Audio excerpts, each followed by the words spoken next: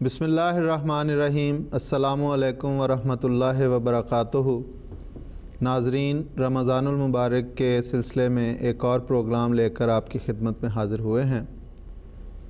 जैसा कि गुज़श्ता प्रोग्राम में मैंने अर्ज़ की थी कि इस प्रोग्राम में हम जहां रोज़ा और रमज़ान के फ़ज़ाइल व बरक़ात बयान करेंगे, वहाँ पे रोज़े और रमज़ान से ताल्लुक़ रखते हुए आम रोज़मर्रा मसाइल पे भी हम गुफ्तगू करेंगे। आज का हमारा प्रोग्राम इन्हीं छोटे छोटे मसाइल पर मबनी है, जिसका आम रोज़मर्रा के रोज़ेदार से ताल्लुक़ जिसका होता है। तो आज के इस प्रोग्राम में हमने जिन मेहमानों को यहाँ गुफ्तगू के लिए दावत दी है, उनमें हमारे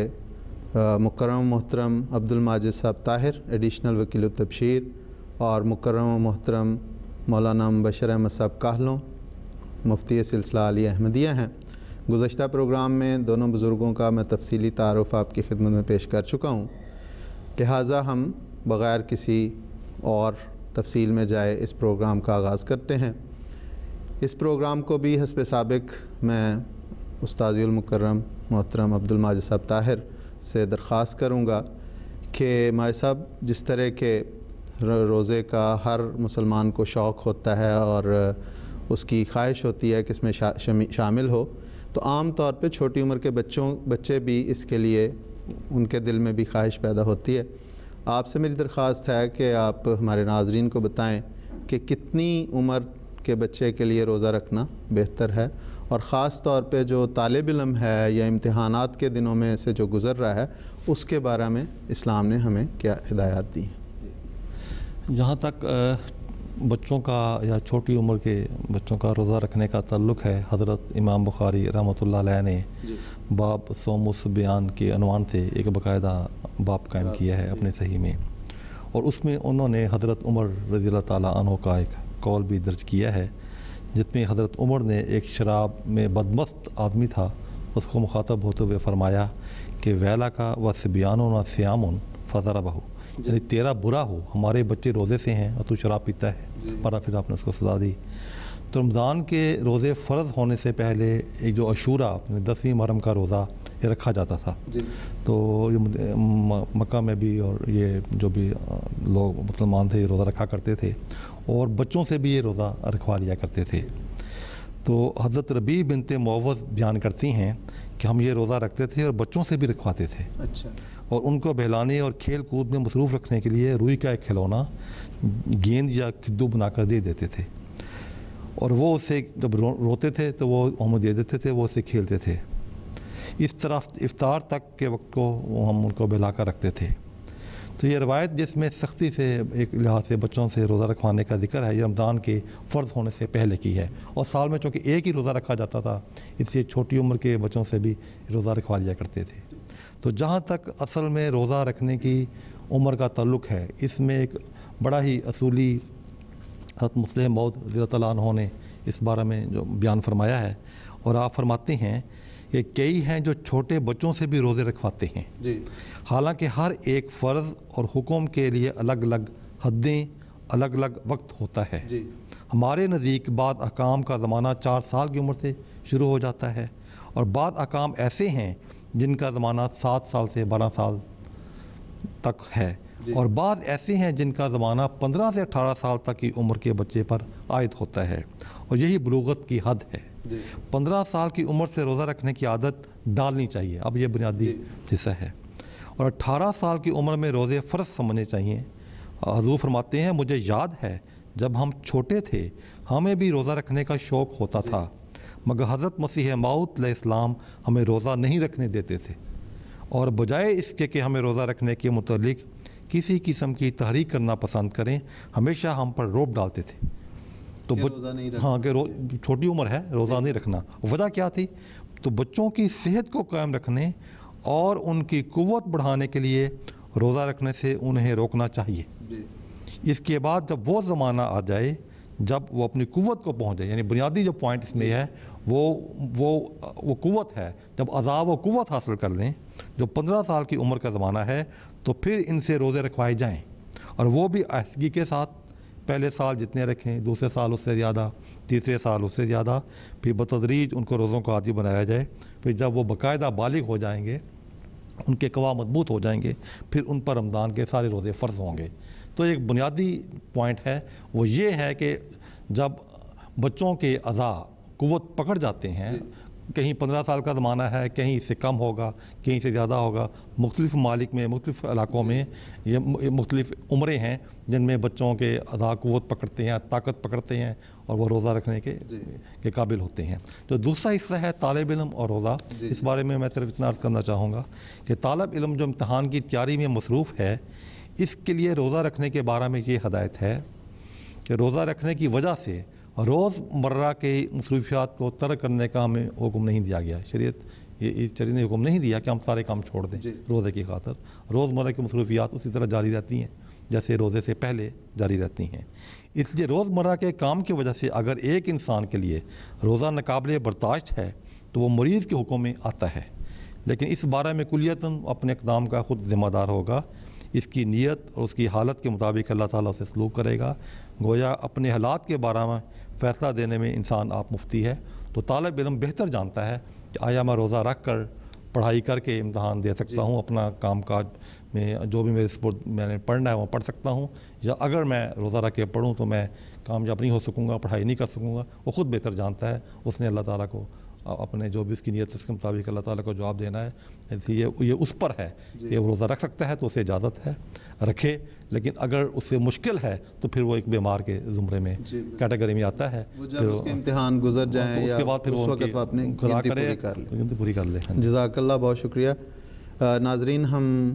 جیسا کہ میں نے عرض کی کہ ہمارے دوسرے مہمان مکرم محترم مولانا مبشر احمد صاحب کاہلوں ہمارے ساتھ ٹیلی فون لائن پر اس میں شریک گفتگو ہیں۔ تو مکرم محترم مولانا مبشر احمد صاحب کاہلوں سے میں یہ دریافت کرنا چاہتا ہوں کہ مول صاحب، روزے میں خاص طور پہ قرآن کریم نے بیمار اور مسافر کے لیے یہ ہدایت فرمائی ہے کہ وہ اگر رمضان میں وہ بیمار ہو جاتے ہیں یا وہ سفر پہ جانا پڑتا ہے تو وہ روزہ نہیں رکھیں گے بلکہ بعد میں اس کی گنتی پوری کریں گے۔ اس بارے میں ہم چاہتے ہیں کچھ تفصیل ہمارے ناظرین کے لیے آپ بیان کریں، اور خاص طور پہ اس حوالے سے بھی کہ بعض لوگ کہتے ہیں کہ آج کل کے جو سفر ہیں وہ ان میں بہت ساری سہولتیں ہو گئی ہیں، تو کیا ان سہولتوں کی وجہ سے کوئی اس قرآن کریم کے ان احکامات میں کوئی فرق پڑے گا، یا ہم اسی طرح اس کو فالو کریں گے جس طرح کہ حضور صلی اللہ علیہ وسلم نے ہمیں بتایا ہے؟ بات یہ ہے کہ یہ خیال کہ آج کل سفر میں بڑی سہولتیں ہیں، اس لیے آج کے سفر پر سفر کے احکام جو شریعت نے بیان فرمائے وہ لاگو نہیں ہوتے، اس لیے دوران سفر روزہ رکھنے میں کوئی حرج نہیں۔ جی، یہ خیال بڑا ہی خطرناک ہے، کیونکہ اگر تو شریعت نعوذ باللہ کسی انسان نے بنائی ہے اپنی عقل سے تجویز کر کے، اپنے دماغ سے سوچ سمجھ کر، تو پھر تو یہ رائے قابل قبول ہو سکتی ہے کہ جس انسان نے شریعت بنائی اسے آئندہ کے مستقبل کے حالات اور سفر کی ترقیات اور سفر کی سہولیات کا علم نہیں تھا۔ جی، لیکن اگر شریعت خدا نے بیان فرمائی ہے اور خدا نے یہ حکم دیا کہ مریض اور مسافر روزہ نہ رکھیں، تو خدا عالم الغیب ہے، جی، اسے آئندہ کے بارے میں مکمل علم تھا اور ہے کہ آئندہ کیسی کیسی سواریاں ایجاد ہوں گی، سفر میں کیسی کیسی سہولتیں پیدا ہوں گی۔ تو اس نے ان تمام باتوں کا علم ہونے کے باوجود کہیں بھی یہ نہیں فرمایا کہ جب سہولتوں والی سواریاں ایجاد ہو جائیں، سفر میں آسانیاں پیدا ہو جائیں تو پھر مسافر روزے رکھا کرے، بلکہ فرمایا کہ مسافر روزہ نہ رکھیں۔ لیکن ایک اور پہلو سے اس بات پہ غور کیا جائے کہ جب قرآن کریم کا نزول ہوا تو اس وقت بھی ہر انسان کے سفر کی کیفیت مختلف ہوا کرتی تھی۔ بعض لوگوں کو دوران سفر مشکل پیش آتی تھی، بعض لوگوں کو دوران سفر مشکل پیش نہیں آتی تھی، بلکہ وہ سہولت کے ساتھ سفر کرتے تھے۔ جی، مثلا پرانے زمانے میں بعض गर्म इलाकों में सफर होते थे। गर्म इलाकों में सफर करने वालों को दिक्कत होती थी, लेकिन जिस इलाकों में नॉर्मल मौसम होता है सारा साल, उन्हें तो कोई दिक्कत उस जमाने में भी नहीं थी। ठंडे इलाकों में उस तरह की दिक्कत नहीं थी उस जमाने में जिस तरह गर्म इलाकों में थी। फिर पुराने जमानों में बाज लोग पैदल सफर करते थे, उनकी कैफियत और होती थी। लेकिन पुराने जमाने में भी बाज लोग रथों पे सफर करते थे, पालकियों पे सफर करते थे और ऊंटों के कजावों में सफर करते थे। उस सफर की उन सवारियों में बैठने की सहूलत भी होती थी, बसा औकात लेटने की सहूलत भी होती थी। तो उस जमाने में भी हर इंसान का सफर यकसान नहीं था। बाज लोगों को दिक्कत थी, बाज लोगों को दिक्कत नहीं थी, बाज लोगों को कम मुश्किल थी, बाज लोगों को ज्यादा मुश्किल थी। और आज भी यही कैफियत है। बाज इलाके ऐसे हैं जहां उन्हें सवारी की सहूलत मुयस्सर नहीं, उनके लिए सवारी सफर की दिक्कत कायम है। बाज इलाके ऐसे हैं जहां पे सवारी की सहूलत मुयस्सर है। बाज इलाके ऐसे हैं, बाज अफराद ऐसे हैं जिन्हें आज के ज़माने में भी आला सवारियां मुयस्सर नहीं हैं, बाज को आला सवारियां मुयस्सर हैं। तो बात यह है कि जिस इंसान को खुदा ने पैदा किया उस इंसान को पता है कि इंसान का जिस्म मैंने कैसा बनाया। जो लोग मुश्किल हालात में रहने के आदी होते हैं उनकी कुव्वत बर्दाश्त और होती है, जो आसानी के माहौल में रहने के आदी होते हैं उनकी कुव्वत बर्दाश्त और होती है। इन तमाम बातों का इल्म होने के बावजूद कुरान करीम ने ये नहीं फरमाया कि मुसाफिर को इख्तियार है चाहे तो रोजा रखे चाहे ना रखे, बल्कि हुक्म दिया कि फमन काना मिनकुम मरीजन औ अला सफरिन फइद्दतुम मिन अय्यामिन उखर, कि जो भी माह रमजान के दौरान बीमार हो या मुसाफिर हो वो रमजान में रोजे ना रखे बल्कि मिन अय्यामिन उखर, रमजान के बाद आइंदा दिनों में जो रोजे उसके रह गए हैं सफर की बिना पे उन रोजों को पूरा करे। तो इसमें हुक्म है, इख्तियार नहीं है कि खा कोई रखे खा कोई ना रखे। बात यह है कि इंसान अल्लाह ताला को अपनी कुव्वत बाजू से राजी नहीं कर सकता। खुदा की रजा तो खुदा के अहकाम की इताअत में पिन्हा है। अगर खुदा कहे कि फलां काम करो तो उस काम के करने से खुदा राजी होगा। अगर खुदा तआला फरमाए कि फलां काम इस वक्त ना करो उस वक्त वो काम ना करने से खुदा तआला राजी होगा। चुनांचे हदीस है मुस्नद अहमद बिन हंबल की कि हजरत रसूल पाक सल्लल्लाहु अलैहि वसल्लम ने फरमाया, जो शख्स अल्लाह ताला की दी हुई रुखसत को कबूल नहीं करता उस पर अरफा पहाड़ के बराबर गुनाह होगा। तो जिस खुदा ताला ने हमारे लिए फराइज मुकर्रर किए उसी खुदा ने हमारे लिए बाज उमूर में बाज मौके पर सहूलत और रुखसत भी मुहैया फरमाई। तो जिस तरह खुदा के फराइज पे अमल करना चाहिए उसी तरह हस्बे मौका खुदा की दी हुई रुखसत पे अमल करना चाहिए। अब देखें बाद औकात लोग ये समझते हैं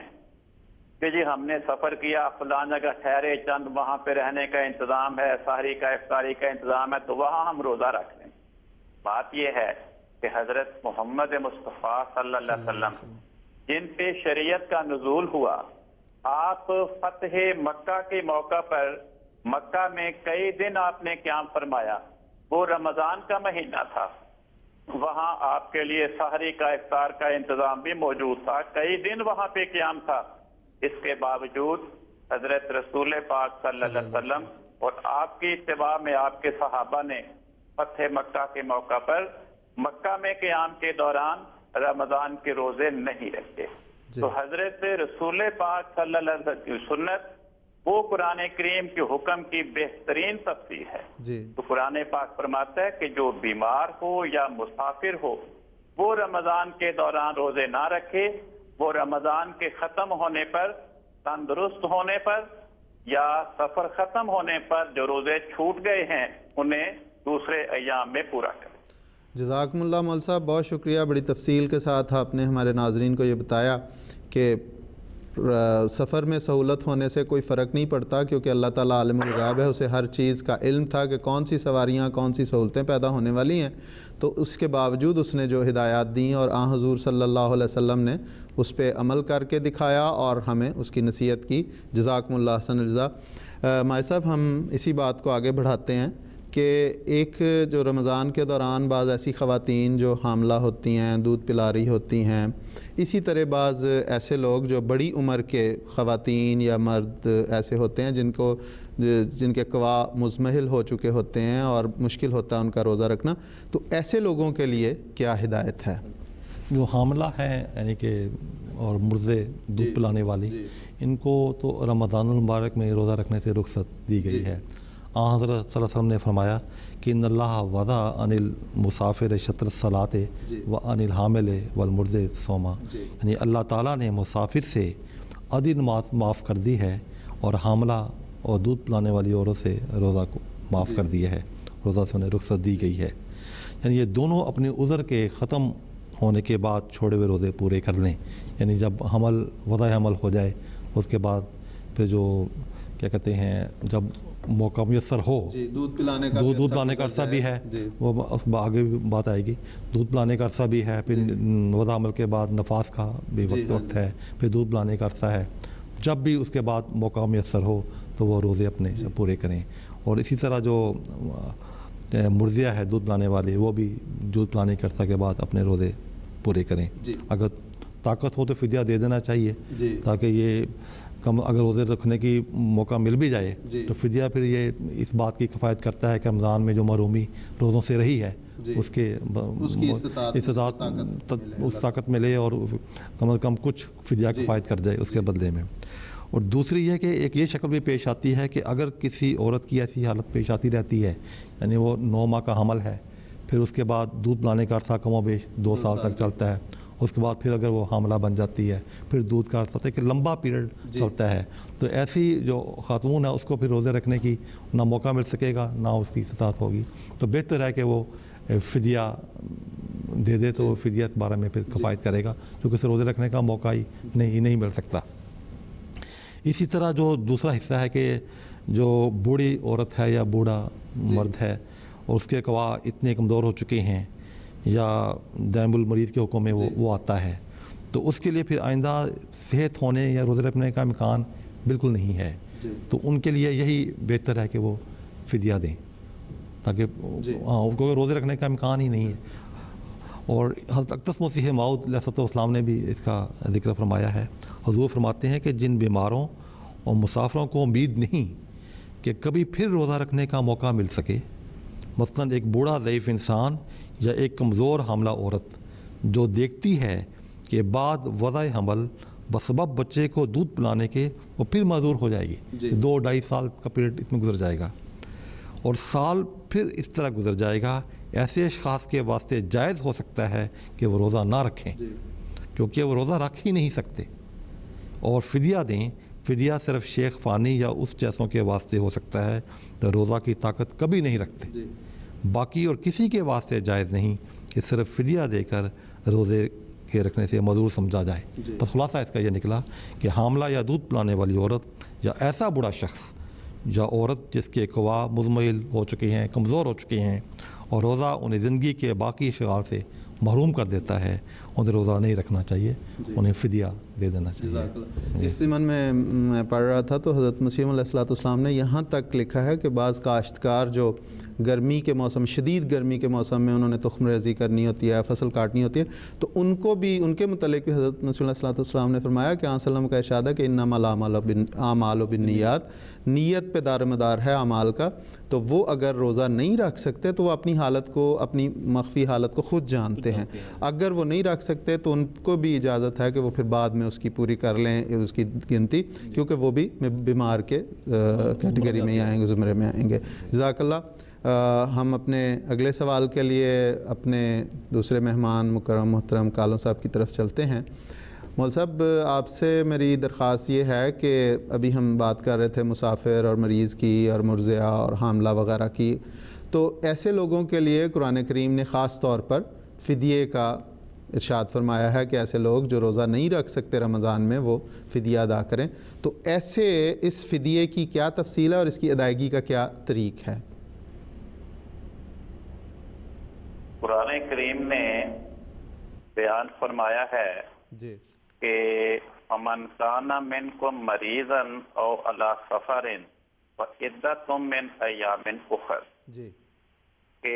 اے مسلمانوں تم میں سے جو شخص ماہ رمضان میں بیمار ہو یا ماہ رمضان میں اسے سفر درپیش ہو تو وہ رمضان کے دوران سفر اور بیماری کے سبب روزہ نہ رکھے، بلکہ فعدۃ من ایام اخر، رمضان کے اس کے وہ روزے جو بیماری اور سفر کی بنا پر چھوٹ گئے ہیں وہ رمضان کے بعد کسی دوسرے وقت پہ اس گنتی کو پورا کرے اور ان روزوں کو ادا کرے. جی اگلے جملے میں فرمایا وَعَلَى الَّذِينَ يُطِيقُونَهُ، اور وہ لوگ جو بیماری کے بعد یا سفر ختم ہونے کے بعد ان روزوں کو رکھنے کی طاقت رکھتے ہوں مگر بیماری یا سفر کی مجبوری کی بنا پہ دوران رمضان روزے نہ رکھ سکے ہوں، جی فرمایا ان پر ایک مسکین کا کھانا دینا فرض ہے. جی اب وہ مسافر یا وہ مریض جو صاحب مقدرت ہیں ان کے بارے میں اللہ تعالیٰ اس آیت میں فرماتا ہے کہ وہ بیماری ختم ہونے کے بعد یا سفر ختم ہونے کے بعد رمضان کے بعد اپنے فوت شدہ روزے بھی پورے کرے اور فدیہ بھی ادا کرے، یعنی دونوں چیزیں، فدیہ بھی دے اور روزے بھی رکھے. یطیقونہ کا عربی زبان کے اعتبار سے ایک اور ترجمہ بھی ہے، وہ یہ ہے کہ ایسے بیمار اور ایسے مسافر جو رمضان کے بعد اپنے چھوٹے ہوئے روزوں کو پورا کرنے کی توفیق ہی نہیں رکھتے، وہ بہت بوڑھے ہیں یا دائم المریض ہیں اور وہ روزہ رکھیں گے تو انہیں یہ طاقت نہیں ہے، فرمایا ان لوگوں پر رمضان کا مہینہ گزرنے کے بعد روزے رکھنا تو نہیں لیکن مسکین کو کھانا کھلانا یہ ان پر فرض ہے. ان کا مسکین کو کھانا کھلانا ہی ان کے روزہ رکھنے کا قائم مقام بن جائے گا. لیکن ایسے افراد جو اپنے دائم المرض ہونے کی بنا پر یا کافی پیر فرتود شیخ فانی بوڑھے ہونے کی بنا پر روزہ رکھنے کی توفیق ہی نہیں رکھتے لیکن مالی طور پر بھی ان کی استطاعت کمزور ہے اور فدیہ کی ادائیگی کی توفیق بھی نہیں رکھتے، تو ان کے دل کی یہ کیفیت کہ دل میں یہ ندامت ہے کہ میں اپنے حالات کے بنا پہ روزے بھی نہیں رکھ سکتا اور مالی کمزوری کی بنا پہ فدیہ بھی ادا نہیں کر سکتا، تو ان کے وہ دل کی کیفیت ہی خدا تعالیٰ قبول فرما لیتا ہے اور اسے ہی روزے کے قائم مقام کرا دیتا ہے. بعض لوگ ایسے ہوتے ہیں جو اپنے بڑھاپے کی بنا پر یا دائم المرض ہونے کی بنا پر ان کی خوراک بہت معمولی سی ہوتی ہے، اس لیے اگر کوئی شخص کہے کہ جی میں تو صبح آدھی چپاتی کھاتا ہوں، دوپہر کو آدھی چپاتی، شام کو آدھی چپاتی، یا فلاں وقت میں 2 بسکٹ اور 1 چائے کا کپ پی لیتا ہوں تو میں وہی کسی مسکین کو دے دوں گا، تو بھئی 2 بسکٹ یا 1 چائے کا کپ یا آدھی چپاتی سے تو کسی مسکین کی کھانے کی جو ضرورت ہے وہ پوری نہیں ہو سکتی. اس لیے جو عام اوسط ہے کسی بھی علاقے میں ایک مسکین کا ایک دن کا کھانا جو وہاں کے عرف کے مطابق ہے، وہاں کے معاشرے اور رواج کے مطابق ہے، بعض علاقوں میں چاول کھائے جاتے ہیں، بعض علاقوں میں گندم کی روٹی کھائی جاتی ہے، ہر علاقے کا علیحدہ علیحدہ رواج ہے، تو اس کے مطابق اس انسان پہ فرض ہے کہ اپنے علاقے اور اپنے ماحول کے مطابق ایک دن کا کھانا وہ مسکین کو کھلائے یا اس کھانے کی قیمت کے برابر نقدی اسے ادا کر دے تاکہ وہ اس کا فدیہ خدا کی بارگاہ میں کرا پائے. جی جزاک اللہ مول صاحب، بہت شکریہ، آپ نے تفصیل کے ساتھ یہ بتا دیا کہ فدیہ کس پر فرض ہوتا ہے اور کب کیسے وہ اس کی ادائیگی ہوگی. اور جیسے آپ نے بتایا کہ اس کا جو ہر علاقے کا چونکہ مختلف فوڈ ہوتا ہے تو جو مین فوڈ ہوگا اس میں سے ایک روزے کا فدیہ جو ہے وہ ایک دن یعنی صبح اور 2 ٹائم کا کھانا جو ہے وہ فدیہ دینے والا جو ہے وہ فدیہ وصول کرنے والے کو ادا کرے گا یا اس کو دونوں ٹائم کے کھانے کھلا سکتا ہے. جزاکم اللہ احسن الجزاء.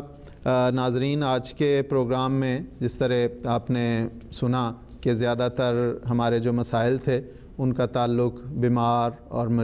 مسافر اور اسی طرح ایسے لوگوں کے ساتھ جو رمضان المبارک میں یا تو روزہ رکھ نہیں سکتے اور یا ایسی ان کی کیفیت ہے کہ بعد میں بھی ان کے لیے روزہ رکھنے کی طاقت نہیں ان میں ہوتی, تو ایسے لوگوں کے لیے فدیے کی ادائیگی قرآن کریم نے اس کا ہمیں حکم دیا ہے. سیدنا حضرت اقدس مسیح موعود علیہ الصلوۃ والسلام نے اس فدیے کے متعلق بڑی تفصیل کے ساتھ اس پہ روشنی ڈالی ہے. اس میں سے ایک حصہ میں ناظرین کی خدمت میں پیش کرتا ہوں جس میں حضرت مسیح موعود علیہ الصلوۃ والسلام نے اس فدیے کی غرض اور اس کی گہری جو حکمت ہے اس پر روشنی ڈالی ہے. حضور فرماتے ہیں ایک دفعہ میرے دل میں خیال آیا کہ فدیہ کس لیے مقرر کیا گیا ہے تو معلوم ہوا کہ توفیق کے واسطے ہے تاکہ روزے کی توفیق اس سے حاصل ہو. خدا تعالیٰ ہی کی ذات ہے جو توفیق عطا کرتی ہے اور ہر شے خدا تعالیٰ ہی سے طلب کرنی چاہیے. خدا تعالیٰ تو قادر مطلق ہے, وہ اگر چاہے تو ایک مدقوق کو بھی روزے کی طاقت عطا کر سکتا ہے. تو فدیہ سے یہی مقصود ہے کہ وہ طاقت حاصل ہو جائے اور یہ خدا تعالیٰ کے فضل سے ہوتا ہے. پس میرے نزدیک خوب ہے کہ انسان دعا کرے کہ الہی یہ تیرا ایک مبارک مہینہ ہے اور میں اس سے محروم رہا جاتا ہوں, اور کیا معلوم کہ آئندہ سال زندہ رہوں یا نہ, یا ان فوت شدہ روزوں کو ادا کر سکوں یا نہ, اور اس سے توفیق طلب کرے تو مجھے یقین ہے کہ ایسے دل کو خدا تعالیٰ طاقت بخش دے گا. تو یہ ہے فدیے کی اہمیت اور اس کی غرض اور اس کی حکمت جو قرآن کریم نے بیان کی. ہم اپنے پروگرام کو سیدنا حضرت اقدس مسیح موعود علیہ الصلوۃ والسلام کے اس ارشاد بابرکت ارشاد پر ختم کرتے ہیں, اور میں اپنے مہمانوں کا بہت ممنون ہوں کہ وہ دونوں تشریف لائے. ماجد صاحب ہمارے اسٹوڈیو میں تشریف لائے اور مکرم محترم بشیر احمد صاحب کاہلوں ٹیلی فون لائن کے ذریعے ہمارے ساتھ شریک گفتگو ہوئے. اللہ تعالیٰ ان کو جزائے خیر دے اور ہمیں اللہ تعالیٰ اس بات کی توفیق دے کہ جو قرآن کریم سیدنا حضرت اقدس محمد مصطفیٰ صلی اللہ علیہ وسلم کے بابرکت ارشادات اور سیدنا حضرت مسیح موعود علیہ الصلوۃ والسلام کی ہدایات, آپ کے ارشادات پر مبنی جو باتیں ہم نے سنی ہیں ان پر ہم سب کو عمل کرنے کی توفیق عطا فرمائے, اور جو رمضان ہے اس کے بھرپور فائدہ ہم اٹھانے والے ہوں, اس کی برکات اور اس کے فضائل سے ہم سب جھولیاں بھر کے اس سے نکلیں. اور یہ وقت, یہ زمانہ جب دنیا مادہ پرستی کی طرف رواں دواں ہے, یہاں تک کہ وہ لوگ, وہ علماء, وہ ملا جو کھانے کے چکر میں اپنے پیٹ کی خاطر مختلف قسم کے مسلمانوں پر, ایسے جو حقیقی اسلام کے دعوے دار ہیں ان پر مختلف قسم کے الزامات لگاتے ہیں صرف اپنے پیٹ کی خاطر, اللہ تعالیٰ ان کو بھی ہدایت دے تاکہ وہ حضرت اقدس مسیح موعود علیہ السلام جو حضور صلی اللہ علیہ وسلم کی عین پیش گوئی کے مطابق, آپ کی دی ہوئی خوشخبری کے مطابق اس زمانہ میں اللہ تعالیٰ نے جن کو مبعوث کیا اور جن کے بعد خلافت کا سلسلہ اللہ تعالیٰ نے ہم میں قائم کیا ہے, اس کی حقیقت کو سمجھنے اور اس حق کو پہچاننے کی اللہ تعالیٰ انہیں بھی توفیق دے اور ہمیں بھی یہ توفیق دے کہ ہم ہر آن ہر لمحہ خلافت کی برکات سے مستفید ہوں اور اس کے قدموں میں ہمیشہ ہم بیٹھے رہیں. اللہ تعالیٰ ہم سب کو اس کی توفیق عطا فرمائے. السلام علیکم ورحمۃ اللہ وبرکاتہ. صلی علی رسولنا صلی